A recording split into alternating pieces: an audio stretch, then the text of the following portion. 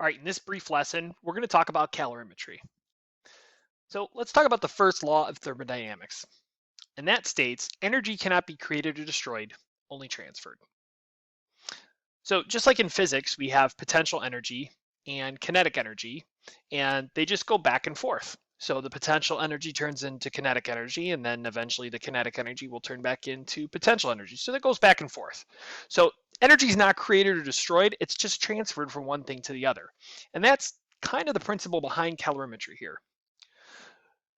So heat in a calorimeter will flow from the hotter object to the cooler object. So here's how this works. So we've got a calorimeter, which when we do our lab, it's going to be a styrofoam cup, and it's got water inside of it. And we're going to drop a really hot piece of metal inside of the cup. So the really hot piece of metal is going to transfer some of its heat energy to the surrounding water.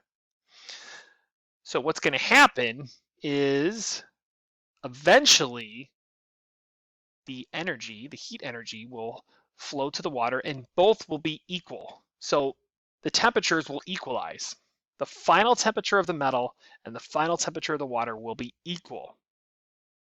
And what we're going to be able to do with this is we're going to be able to figure out the specific heat of the metal because we're going to know a couple things.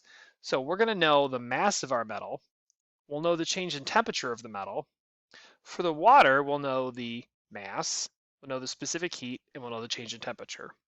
So because we know everything except for the specific heat of the metal, we'll be able to do a little bit of algebra and find the specific heat using our calculations. So let's take a look at an example.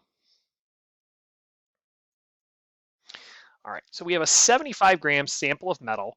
It's heated to 100 degrees Celsius and placed into a calorimeter holding 100 grams of water at 24.4 degrees Celsius. The contents of the calorimeter come to a final temperature of 34.9 degrees Celsius. The specific heat of water is 4.18 joules over grams degrees Celsius. Calculate the specific heat of the metal. So this is exactly what we're going to do in our lab. So the first thing we're going to do is we're going to kind of make a table of all the information we have. For our metal,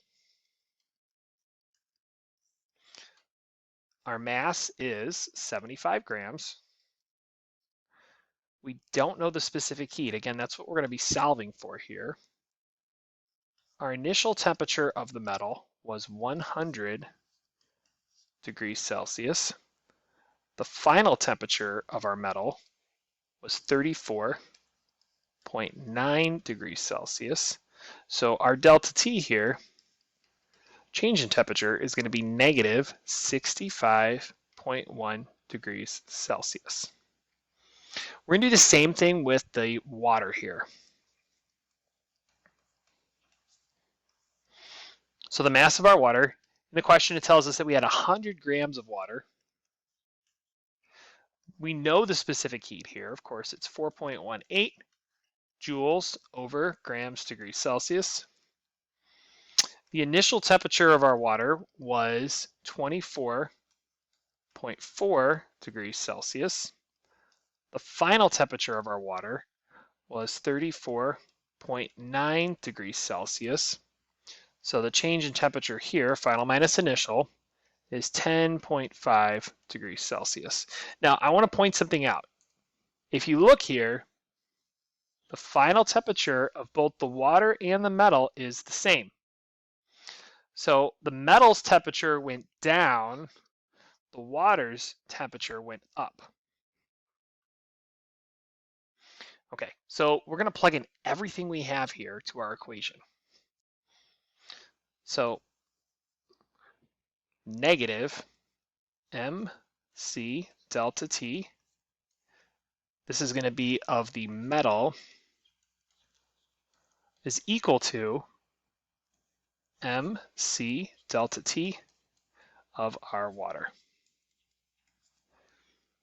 Okay, so this is going to be a lot. I'm going to have a lot of numbers going on here. So let's start with the metal. So negative, parentheses, 75 grams times C times 65.1 degrees Celsius.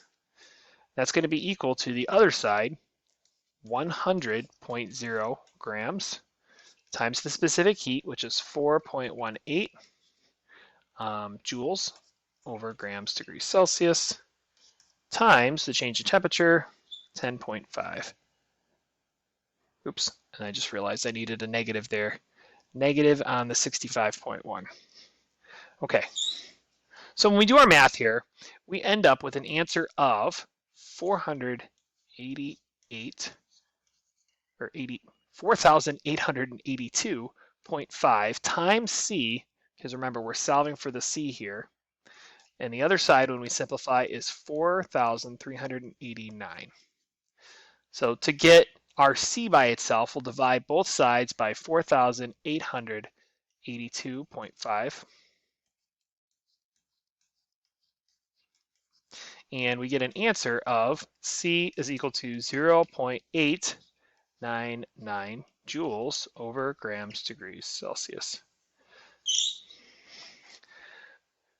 So again, we could take that specific heat value, we could go to a table of known specific heat values, match it up, and that would tell us what our metal is. And this essentially is what we're going to be doing with our lab.